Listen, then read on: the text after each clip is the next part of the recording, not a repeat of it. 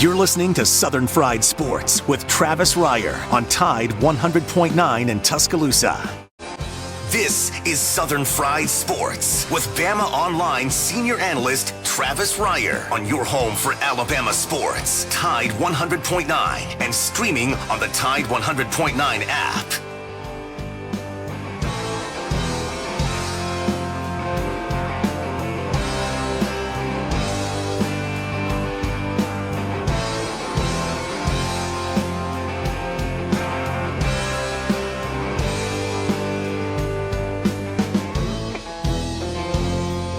Make it through this year, I think I'm gonna put this bottle down. I guess as time goes on, I'll grow to miss it less than I will now. And I think I'm gonna tell her that I'm gonna go away for a while, till I can get this demon out. It is 11 a.m. on a rainy Monday morning here in Tuscaloosa. I am Jacob Harrison, the usual producer of Southern Fried Sports, filling in for the one and only Travis Reier, right here on Southern Fried Sports on Tide 100.9, your home for Alabama Crimson Tide Sports. The show is always brought to you by Peterbrook Chocolatier, 1530 McFarland Boulevard North, just as you're heading from Tuscaloosa into Northport, right there on the left-hand side. Go on and check out Peterbrook Chocolatier. Take advantage of some of the deals they've got going on.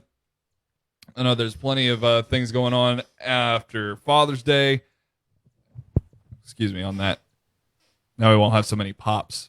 Had to get the little filter on the microphone. Anyway, go check out Peterbrook Chocolatier, all the things that they've got going on at 1530 McFarland Boulevard. We want to call ahead and set your order in, 205-752-0211. I am joined on the program today by our usual intern who hangs out with us on Mondays, Wednesdays, and Fridays, Mason Woods. And together we will form the 60-Minute Men of Sports Talk Radio. Mason, what's going on, dude?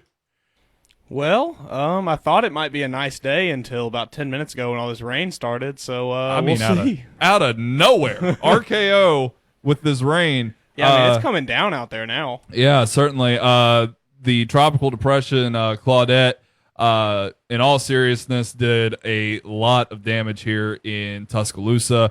If there's any information that you need, as far as the water conservation or help of any kind, the Tuscaloosa Thread is the place to go, TuscaloosaThread.com. You can also download the app and get the information that you need to handle the situation that you are facing in light of the flooding that Tuscaloosa and Northport had to deal with over the weekend. All things considered, I hope in spite of that you were able to have a good Father's Day. And first of all, condolences to the two people that were lost in Tuscaloosa, a 24-year-old and his 3-year-old son.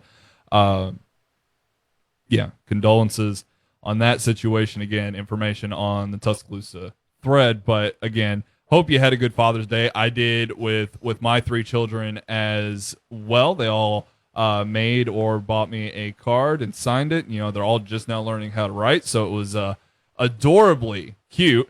But nonetheless, you know, we chilled out. Wife brought home some wings. We watched some movies and had a good time. Mason, Bobby, have either of you ever seen Zombieland 2 Double Tap? Yes. Is it better than the first one? Not better than the first one. It was still pretty funny, though. I can't lie. I think I laughed more in the second one than I did in the first one. I was very pleasantly surprised by how good it actually was. It was pretty good, pretty good. We also watched Silent Hill Revelation. Have you ever seen that, Mason? Yeah, I like the Silent Hill movies. They're pretty good. I think the general consensus is that like a lot of people don't like them that much, but I'm a fan of them. Well, see, I've never gotten to play the games, but I understand what the games are about, and I know that they play into psychological horror a lot, which I thought was going to be really, really fun, and it was going to be great to watch that at night. And I already know all the monsters; they're terrifying looking, right? And the monsters being terrifying was about the only part you kind of got out of that movie. It's hard to tap into the psychological horror. So, plus the dialogue was very video gamey. Yeah, from like 2002. Yeah, and that's kind of the thing with video games too. It's definitely always going to be more scary in a video game because you're controlling it. True. In a movie, you're just watching what's unfolding in front of you. But a video game, you feel like you're in control, and I feel like that really kind of adds another level to it. Right. That helps you play into the psychological side of it. All right. We'll finish up talking about the movies. We are deep into the off season though, so all sorts of things are going on. Plus, it was Father's Day yesterday, and played a lot of video games too, as far as that goes too. We've been playing Fallout 4 a lot. Been having a lot of fun with that. Hopefully, actually, it would probably be a good time later today for me and Mason to talk about the upcoming Madden NFL game and how some of the changes that has taken on could eventually impact that NCAA remake or reboot, I should say, that EA Sports is conjuring up. Today, we're going to talk a lot about the NIL situation and what the NCAA had to face in the Supreme Court today. Listen. Brett Kavanaugh served the NCAA its butt on a platter in his dissertation today. I'm going to get into a few of them here in just a minute. Some of the things that he said in his final write-up. Now, a lot of what he said has to do with the NIL and doesn't necessarily have anything to do with the final outcome of today's briefings. So more or less what today's briefing had to do with was the Alston case, which has more to do with the NCAA not being able to stop schools and programs from giving student athletes more in the way of educational items.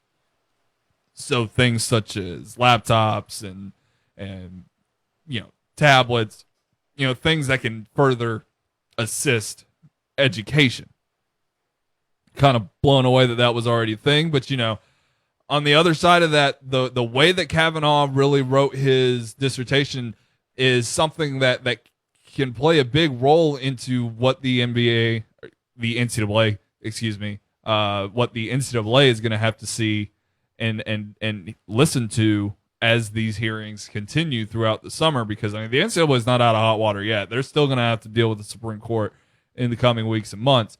And based off of what Kavanaugh had to tell the NCAA, this is not shaping up well for the NCAA, which, for me, if you've listened to me fill in for Travis or Gary, or if you listen to my show, Off the Edge, Mondays and Fridays from 7 to 9, or you hear me on Saturday morning showdowns, Saturdays from 8 to 11 a.m., then you know that I'm in favor of that. Like I'm reading Kavanaugh's statements and the Supreme Court's judgments, and I'm laughing. I think it's all absolutely hilarious what's happening to the NCAA, because I feel like they deserve it. And I'll read one in a minute that I feel like can sway some opinions, because as I've stated many, many times, my feelings on this stem from a capitalistic society, and the way that capitalism works is if you do something, you get paid for it, right? In layman's terms, wow, it is really raining outside. Please be careful if you're outside driving right now. Like, the rain is insane. But when you really think and look at it, the NCAA has gotten away with free labor for a long, long time, and even though they pride themselves on this amateurism model, they have still shielded themselves and acted like they're a nonprofit, when in reality, they are generating so much money for everybody except for the athletes that provide the content for which the money is derived from. So we'll get into that in just a second. Do want to remind you that you can call the Peterbrook Chocolatier hotline and join the show that way. 205-342-9904, whatever's on your mind.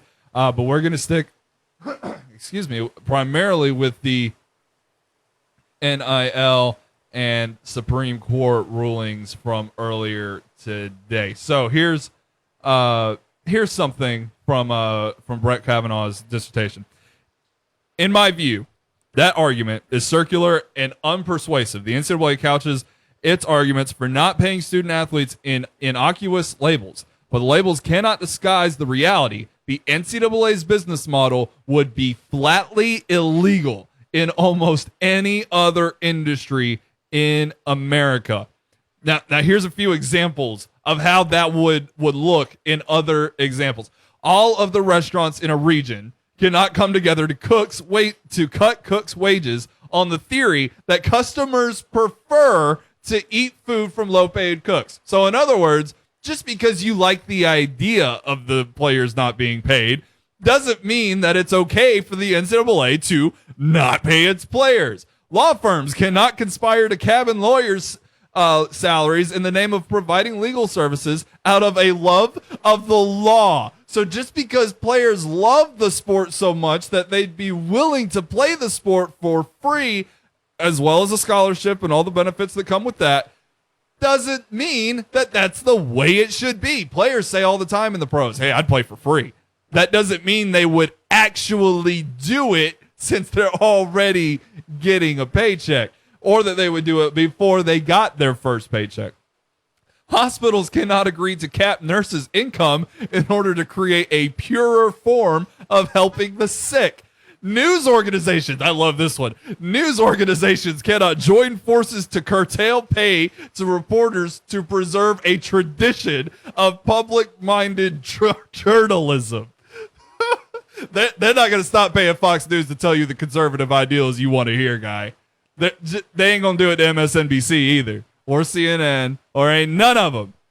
Because we went to school for journalism and we should be paid for it. These kids going to school for football and baseball and basketball and softball and swimming and track and field and cross country and did I miss any? Rowing, hockey, lacrosse, all of them.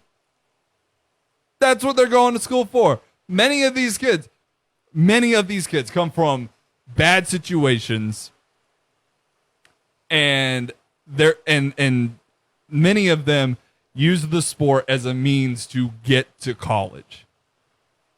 Many of those kids are not necessarily the guys that are going to the next level. But you tell me why, because a lot of this is going to help the top tier athlete. And I fully understand and acknowledge that, because they deserve it, because they have a better market value, and that's how capitalism works. But on the face of it, you tell me why those kids, the bottom tier level kids, the ones that barely make it into the FBS, have to go to the lowest group of 5 schools, or to those that have to go to the FCS schools, the bottom of the barrel FCS schools, Division 2, Division 3. You keep going. You tell me why those kids who maybe lack the athletic ability to get further on, that are also beholden to the same rules as, nope, you can't go work at Taco Bell over the summer, guy. Are you serious? Come on. A little bit more from Kavanaugh. Everyone agrees that the NCAA can require student athletes to be enrolled students in good standing. Absolutely. You want to play ball? Do good in school. You are a student athlete. This isn't changing. But the NCAA's business model of using unpaid student athletes to generate billions of dollars in revenue for the colleges raises serious questions under the antitrust laws.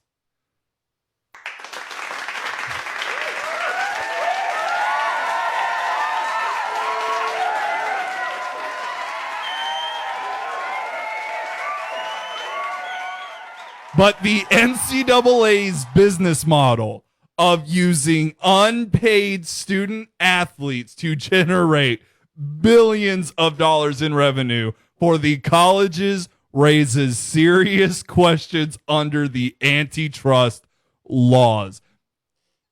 I mean, does it get any more real than that? Outside of the Ivy League schools and outside of the best football programs in the country and those that you know about because of their relevance to national collegiate sports, do you realize how many universities are in this country that aren't good at football? And do you realize that as a sports fan, you struggle to name them because they don't play football? I can't name you every Ivy League school because there's the ones that aren't good at sports. the ones that, and also the ones that, you know, aren't historically famous, you know, but on the face of it, like, that's how ridiculous, like, the impact of sport onto colleges and universities cannot be misunderstood. Do you know how many people come to Tuscaloosa and enroll in the University of Alabama because of the football program, and not just those like me who came to cover the football program, but because of the excellence? Because they went to Bryant-Denny Stadium during their visit or during a period of time while they were deciding what school to go to, and they watched a football game, soaked in that environment, and said, I'm going to school here. It's a lot. The impact of sport is not irrelevant to the success of any one college or university. In particular, again from Kavanaugh, it is highly questionable whether the NCAA and its member colleagues can justify not paying student athletes a fair share of the revenues on the circular theory that the defining characteristics of college sports is that the colleges do not pay student athletes. And if that asserted justification is unavailing, it is now clear how the NCAA can legally defend its remaining compensation rules. At the end of the day, it makes no sense that the NCAA has been able to get away with this for so long. It makes no sense. And what I love out of all of this is if 5 years ago you'd have told me I'd be reveling in something Brett Kavanaugh wrote down, I'd have laughed in your face. But I know many of the traditionalists love that Brett Kavanaugh has a seat on the Supreme Court, and they're now scratching their heads a little bit. Don't lie. That's the situation we're in. I find it hilarious on that front. But on the other front, where my argument that I've been screaming since I've been allowed time on a microphone on this station, that college football is broken, has prevailed in some greater mind. Now, I know a lot of people don't want the Supreme Court to be involved in this at all, and believe me too. But the NCAA refuses to move its ass on anything. We've been talking about NIL for a year and a half now, right?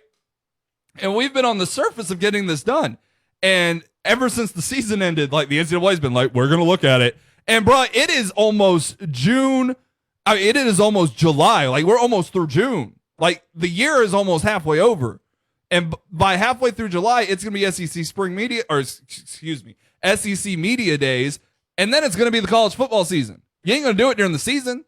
When are you going to do it? You just keep kicking the can down the road and we'll figure it out. That's why Congress and why the Supreme Court, that's why they're all getting involved. And nobody wants that, but the NCAA won't do anything about their problems. Oh, we'll fix the playoffs, but it'll be 2 years from now. You could have tried it out last year, guys. You had a team that won 6 games in the playoffs last year. They were great. They went to the national championship, deserved to be there, no problem. They played in 6 football games. What are we doing? What were you gonna say, Mason? It's just it's like they love to just give these little breadcrumbs to people of like, we're changing, we're fixing it. You know, here's a taste of what we're gonna do. We'll tease it a little bit, but nothing ever actually changes. Nothing gets done. It's all BS. And now they're finally in a situation where they're being called on it, and you know, you see how they're reacting. It's not very good. But credit where it's due. They've handled the transfer portal thing very well, I think. And I don't think the transfer portal has completely broken college football either. I mean, I know we're a month and a half in on that, but So far, it's made it a lot more exciting, in my opinion. I think it's done well. Like, it is a little scary. I get it, because it is basically free agency in college football. But here's the thing. It is survival of the fittest in the transfer portal. You put your name in there, you're in there with a lot of other kids. And if you don't get a school, that's your problem. Like, I'm not going to feel bad for a dude that undermines himself. I'm sorry. Like, I'm not. Like, why should I? That is your decision to make. At the end of bro, I went to Faulkner University to play football, and nobody told me that was a bad idea. I found that out for myself. You know what I'm saying? Like, sometimes you got to screw up, you know, and making that one false decision may or may not ruin your entire football career, but it's on you, dog. And at the same time, Alabama, you know, the cream of the crop. Think about Alabama, Ohio State, Clemson. They're losing players, right? They've gained a few. Don't get me wrong. Henry Toto, love him. Can't wait to see him in action. Jameson Williams, love him. Can't wait to see him in action. That's going to be incredible. But Alabama also lost like 8 players to the transfer portal, okay? Now, they're all depth players. None of them are going to hurt. Keelan Robinson's going to hurt a little bit. But none of them, on the grander scheme of things, is going to hurt Alabama football in 2021. So it's the same thing. We always look back on the ridiculousness that was, 2014, the running back room with Derrick Henry and Alti Tenpenny and TJ Yeldon and Alvin Kamara, and I'm probably forgetting somebody. Like, yeah, that was great and all. It was also the kid that went to Kansas State and ended up with the Eagles after playing like 6 total football games in college. I think he was here for a little while too. What was it, like Braxton something? I don't know. Anyway, like, the good ones stay here. Out of all those running backs, the Heisman Trophy winner stayed here. Kenyon Drake, that was the one I was forgetting. I always forget about Kenyon Drake. Kenyon Drake stayed here. He's You from the also NFL. forgot to mention Jalston Fowler. Well, he's a fullback. I'm sorry. He's just one of my favorites. I loved that guy. Why was he your favorite? I don't know. There's something about it. Just the way he played. Was it maybe because he wore two-tone blue in the Yeah, NFL? I mean, that had a lot to do with it. Yeah. But it was just, even before then, like, I was stoked when the Titans got him. It was just, I love fullbacks. You know, it's like the grittiest position on the field. So D Hart was another one that I forgot. Now, but think about that. Like, D Hart didn't play in the NFL, and he didn't finish his career at Alabama. Alti Tenpenny didn't play in the NFL, didn't finish his career here. Also, you know, passed away. So, I mean, other circumstances. But Alvin Kamara was the only one out of that class that left Alabama and still went to the NFL. And he did that in spite of going to a inferior school who did not utilize him correctly, and he fell to the 4th round and became an instant star in the NFL. I mean, and then TJ Yeldon went to the NFL. Kenyon Drake went to the NFL. Derrick Henry's the best running back in the league. Like, you're not missing out on the guys that leave. The best ones are going to stay at Alabama. So I don't know what the stress is about. Okay, Keelan Robinson made a decision that is going to be better for him. Because there's one running back in Texas. One. Not 6, not 7, not 8. Like there are here in Tuscaloosa. You cannot blame him. You absolutely cannot blame him. He is a human being making a decision for himself. So I think the transfer portal has worked out fairly well. NIL, it's on its way. The college football playoff expansion, it's on its way. College football is evolving, guys. It's fast, it's exciting. It may not be perfect right out of the gate, but at least it ain't illegal, or it won't be in the eyes of antitrust laws. Thanks, Brett Kavanaugh. We'll take a break. We'll be back for more Southern Fried Sports here on Tide 100.9. From the Town Square Media News Center, Mayor Walt Maddox of Tuscaloosa has issued a water conservation emergency due to damage to a water line. An emergency exists in relation to the city's ability to supply water to customers south of the Black Warrior River. So as of June 20th, all water customers in that area are ordered to begin to take steps to conserve water. To learn more about the mayor's conservation order, go to TuscaloosaThread.com. I'm Captain Ray. Touchdown! Alabama wins! The Alabama football countdown clock is driven by Crawford Insurance, Tuscaloosa's low-cost auto insurer. Call 752-6489 for a free quote today. Roll Tide! Roll Tide! There are 75 days until Alabama football. Tide 100.9 Tuscaloosa weather. Mostly cloudy, windy, and warm this afternoon with a chance of a shower or thunderstorms. Daytime high 86. Showers and thunderstorms likely tonight. Some of those will be strong with an overnight low near 69. Mostly cloudy tomorrow morning. Shower or storm possible. Some clearing by afternoon with a high of 79 degrees. I'm meteorologist Bill Murray on Tide 100.9. It's 83 degrees in Tuscaloosa. Tide 100.9. For more coverage of Alabama football, visit us at Tide100.9.com or download the free Tide 100.9 app. The Crimson Tide will not be denied.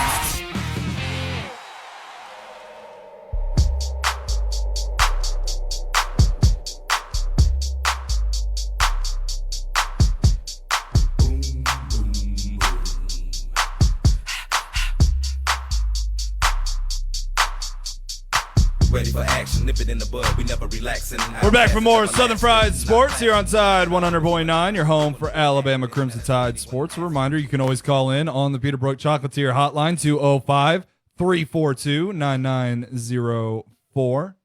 So the Eastern Conference Finals are set.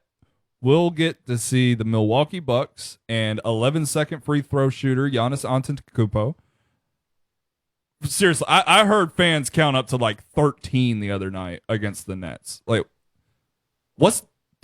shoot the ball. You're going to miss anyway, Giannis. Come on, man. I think his best bet would just be to shoot it as soon as he touches it. I mean, just as soon as just he gets the ball, it. launch it up. Yeah, he's going to miss. One hand, just he's got a better chance at rebounding his own miss than he does at making the free throw. I'm seriously, like, he's that good of an athlete. Like, just figure out a way to lob it to yourself from the free throw. Is that legal?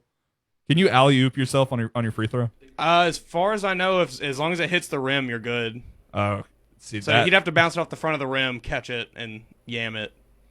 I'd figure out how to do that. I mean, it's been done in like a situation where you don't want to give it back, and you need to get the ball back real quick. And say you're down like 3 and you're shooting 2 free throws, right? You bounce it off the front of the rim and get your own rebound and try to put up the 2 to tie it. I've seen it in games. It's just rare that it actually is successful. You know who else should figure out a way to find unique and fun ways to put the ball through the hoop?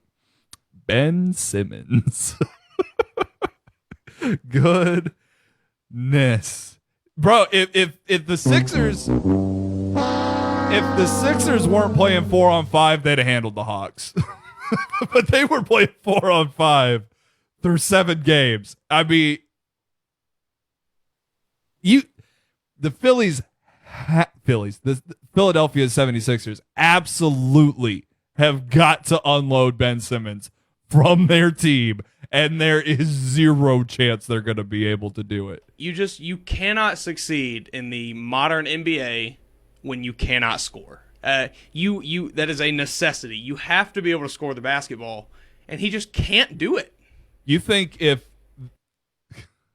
because they're not going to be able to turn him in for an elite player. I don't know what they would get for him. The benefit of offloading him is not having to pay his salary. Do you think they would like package him with the first round pick and a second round pick down the road and say, just take him? It's going to be tough. It really is. I think it's going to be really hard to pawn Ben Simmons off on somebody. Goodness. You want to pay a point guard that can't score. And what? Wow. It's going to be exciting to see the Hawks and the Bucks in the East. The West is shaping up to be pretty fun too. We got the Clippers and the Suns. I'm excited for the way that the NBA season is coming to a close. We've got some new blood on every quadrant of the conference. So what I want selfishly is the Suns and the Hawks, just because the NBA has never been kind to its smaller market teams. I know Atlanta is one of the fastest rising markets in the country. I understand that, but the Hawks have never been particularly great outside of a few years very early on in their existence. The Suns have never been great outside of the Steve Nash years. So it's going to be fun, if that ends up being the matchup. But at the same time, the Clippers are long overdue. I mean, long overdue. The fact that this is the first time they're even in the Western Conference Finals is mind-boggling. But it's going to be very difficult to do it if Kawhi Leonard can't go at all. I know he's dealing with an injury, because you can't expect Paul George to do, the ridiculous feats that he was able to pull off in some of the latter games of the semis. Yeah, Paul George is good, but we all know he's Paul George. Right? You're not getting that. Yeah. 4 times. You can get it twice, and you can be happy with it, and the rest of the time he'll play his role. I don't think Paul George will ever kick you out of the playoffs, with his play. He's not going to be horrendous like Ben Simmons, but you're not going to get that ridiculously elite Paul George, but maybe 2 times. Yeah, he's not really that player anymore. He was for a brief stint there in Indiana. He was kind of that superstar caliber guy, but didn't get out soon enough. He's just not really that dude anymore. He's like, if Kawhi, LeBron, KD, if those guys are tier A, Paul George is like tier B. Right. No doubt. But speaking of the NBA, we're always going to find a way to turn it around. But speaking of the NBA, it looks like Alabama is losing 3 to the NBA draft this year. Of course, with the seniors in Herb Jones and John Petty, but Joshua Primo is getting first-round recognition. He is going to be at the NBA Combine, which is starting today, by the way, in Chicago, Illinois, which, again, as I mentioned at the top of Gary's show, they dealt with a tornado last night. So, keep your thoughts on that as well. But Jaden Shackelford wasn't invited to the Combine. 69 participants. He was not one of them. So it should be fairly obvious Jaden Shackelford will be back, which I'm excited for. Shaq's one of my favorite players on Alabama's team. He is an incredible three-point shooter. He gets hot at just the right times, it always feels like. I honestly think that he deserves more opportunities, and he's going to get that this year. We know all the hype surrounding Primo.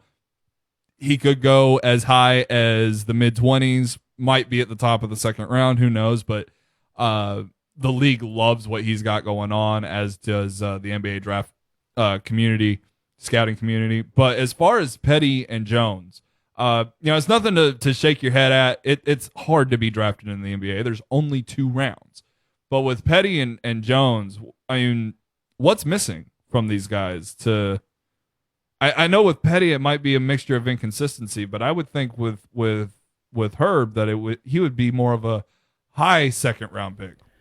I think with Herb it's just the lack of scoring production. I mean, obviously his last year at Alabama he kind of picked it up and showed a little bit more that he can score, but he never really was the guy to go out and get a bucket when you needed necessarily. He was more of the defensive presence, which, like we talked about with Ben Simmons, you can't lead a team on defense alone, which I think Herb, either he's going to have to improve his offensive game significantly to find a pretty big-time role, or he's just going to be a kind of role player where he can provide some good defense off the bench for somebody.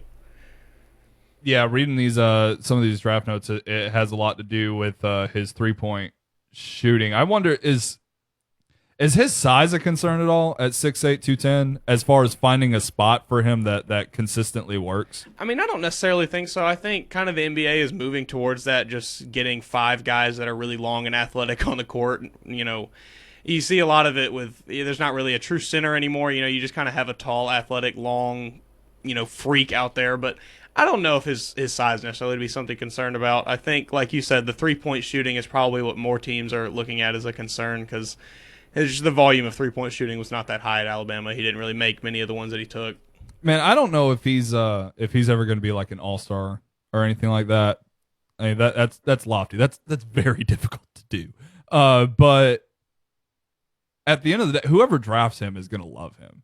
Simply because you need guys that play defense like there is no friggin' tomorrow and are aware of what's going on at all times. Like, he can develop as a shooter. He's done that all 4 years at Alabama. Yeah, he got better every year at Alabama. And hell, at one point, this man was shooting and making free throws with one hand. Like, he will overcome.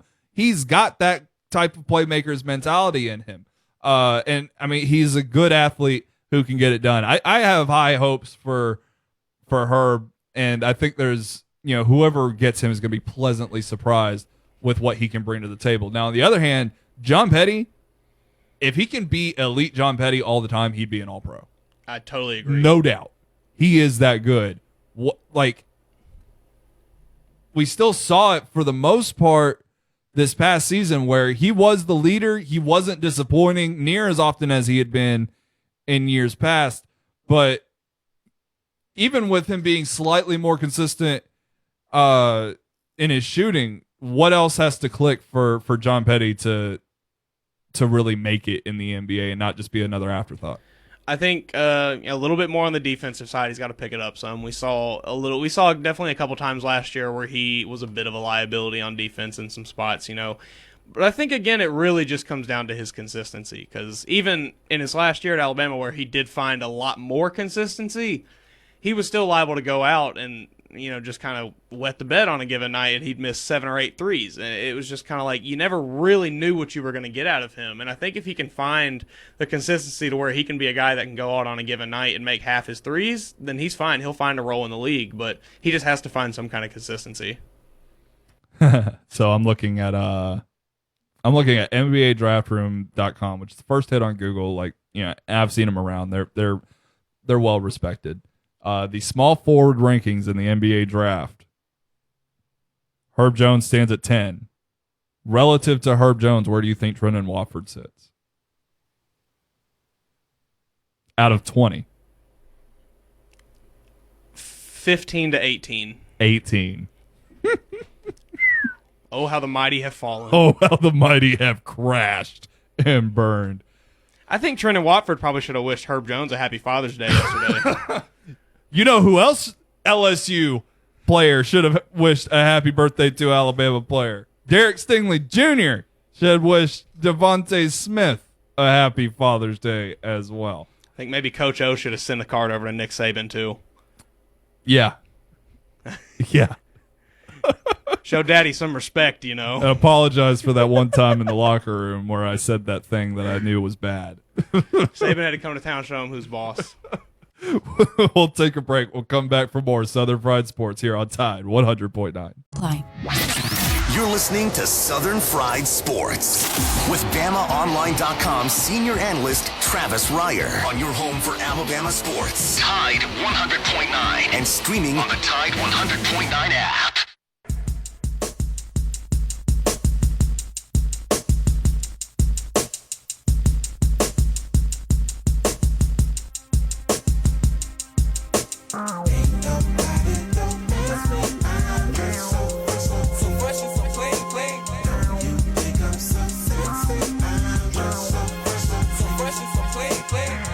Man, Brett Kavanaugh strutting around the Supreme Court listening to this on blast, right? Y'all want to know another Brett Kavanaugh quote from today? The bottom line is that the NCAA and its members are suppressing the pay of student athletes who collectively generate billions of dollars in revenues for colleges every year. Those enormous sums of money flow to seemingly everyone except the student athletes. In other words, the NCAA's business model would be flatly illegal in almost any other industry in America. I pledge allegiance to the flag. Holy capitalism. I mean, in what other world? In what other world?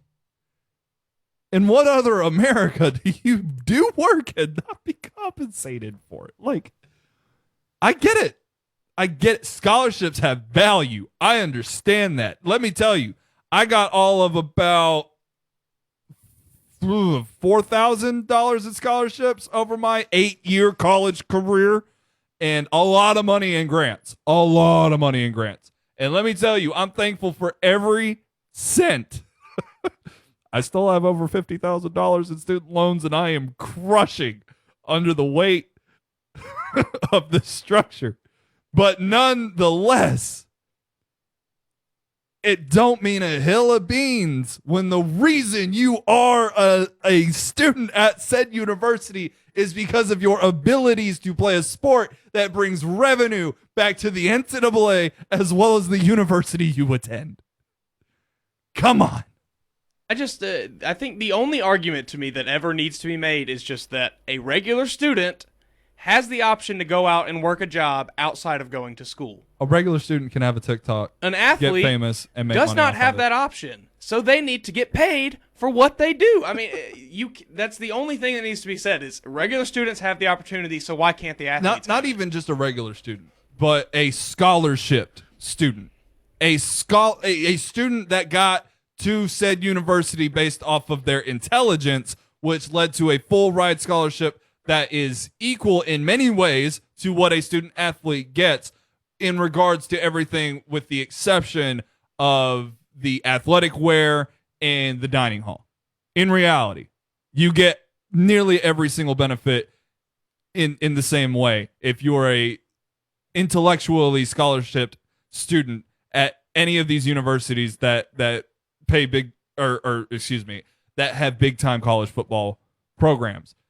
So why should that engineering student, which is always the example because those guys are so smart.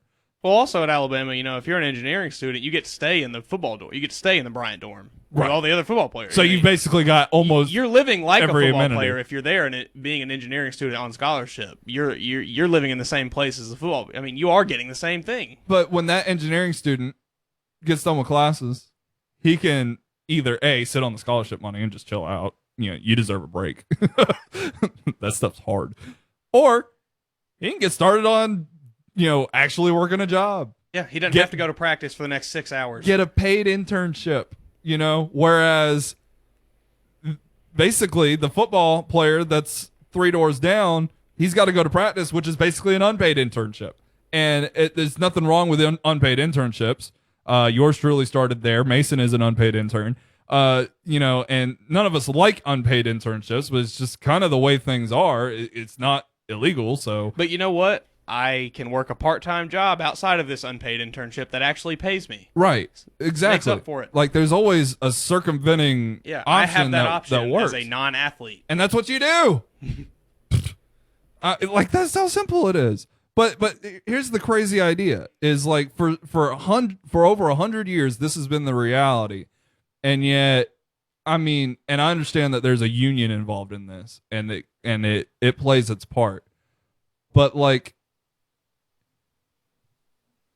you can turn on Madden NFL, and you can play as Patrick Mahomes, and Patrick Mahomes got paid to be in the game that he didn't have any say so of whether or not he's going to be in, except for being a part of the players union. Mahomes got a paycheck for you buying Madden. And not even the one that he's on the cover of. That's like we've gotten to that point where it's just asinine. To me, personally, my opinion. And I understand a lot of the traditionalist opinions. Some of them have merit. Not all of them, but some of them do have merit. And I respect those opinions when they actually come from a sense of logic. But at the end of the day, like, you can't ask for capitalism one hand and throw communism in the other or socialism in the other. Like, I still stand today. What Georgia's solution for NIL is the most socialist thing I've ever heard of. And I've heard a lot of Bernie Sanders speeches. Like, the most socialist thing I've ever heard of is take away from the most prominent player and spread his wealth to the remainder of the football team. Are you serious? This isn't about fairness. This is about guys getting what they're owed, girls getting what they're owed. It's that simple. Man, it is that simple. 205-342-9904. I brought up Madden because Mason and I are going to discuss Madden because why not? It's football, it's the off season, and who doesn't love Madden? Like, everybody loves Madden, right? So for all those that don't know, a lot of us millennials play video games a lot. And when it comes down to it, we've been playing Madden for a long time. I don't know about you. My first Madden was Madden 2005. Ray Lewis on the cover. The hit stick was introduced. It was a lot of fun, That was man. the first one I ever played. That's a good Madden. It was good. Right? Very good. Good Madden. How many good Maddens you played since? 2? 08 was great. I loved 08. Did you play 08 next gen or? No, I had it on my PlayStation 2. Okay.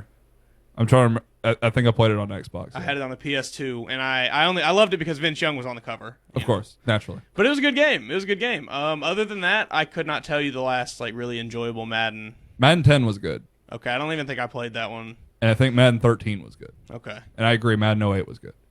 09 was okay. But yeah, that's kind of what we've been dealing with in the gaming community is bad football games because we haven't had NCAA 14 in a long, long time. So when we come back on the other side, Mason and I are going to break down Madden because we're young bucks. We like video games, and why not? It's football related. We can talk about which Alabama players we like to play as in Madden as well, and why I freak out and play Ultimate Team at the exact same time every single year because of Alabama football. All that and more right here, Southern Fried Sports, Tide 100.9. From the Town Square Media News Center, Mayor Walt Maddox of Tuscaloosa has issued a water conservation emergency due to damage to a water line. An emergency exists in relation to the city's ability to supply water to customers south of the Black Warrior River. So as of June 20th, all water customers in that area are ordered to begin to take steps to conserve water. To learn more about the mayor's conservation order, go to TuscaloosaThread.com. I'm Cat. Tide 100.9 Tuscaloosa weather. Mostly cloudy, windy, and warm this afternoon with a chance of a shower. Thunderstorms, daytime high 86. Showers and thunderstorms likely tonight. Some of those will be strong with an overnight low near 69. Mostly cloudy tomorrow morning, shower storm possible. Some clearing by afternoon with a high of 79 degrees. I'm meteorologist Bill Murray on Tide 100.9. It's 82 degrees in Tuscaloosa. The flagship station for Alabama Crimson Tide football. Alabama touchdown. Only on Tide 100.9 and streaming on the Tide 100.9 app.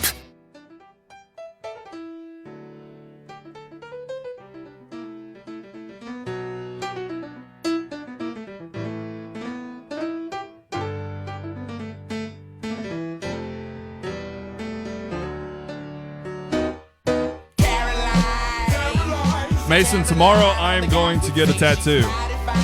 Legitimately. Like, I've got it scheduled. I'm going to get a tattoo. I'm going to ask for an addition. And it's going to say the NCAA's business model would be flatly illegal in almost any other industry in America. Because that is the best sentence I have read all year. I want it tattooed on my forehead. Right. I mean, good grief.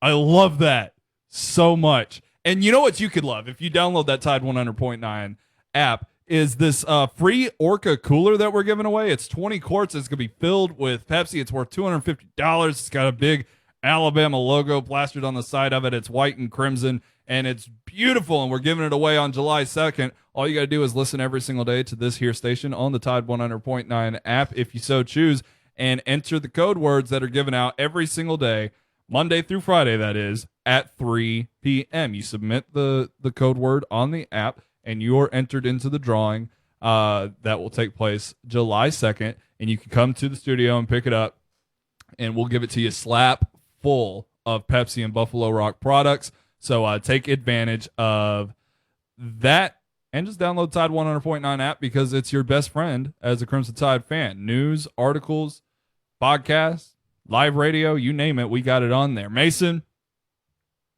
we got a minute and a half to talk about Madden. We really don't even have that long. First of all, when it comes down to it, do you think that the freak out that happened last year with Madden 21 with the fixed franchise mode is not only going to help franchise, because it's pretty obvious that it's already done that. It's overhauled by everything that I've seen so far, and we're going to get more information throughout the week. Do you think that was enough to not only just fix franchise mode, but to fix many of the larger issues in the game overall? I'd like to say yes, but this is EA. We know what EA does. You know, we know that they're going to give us one thing to kind of, shut everybody up and be like, whoa, we at least fixed franchise mode.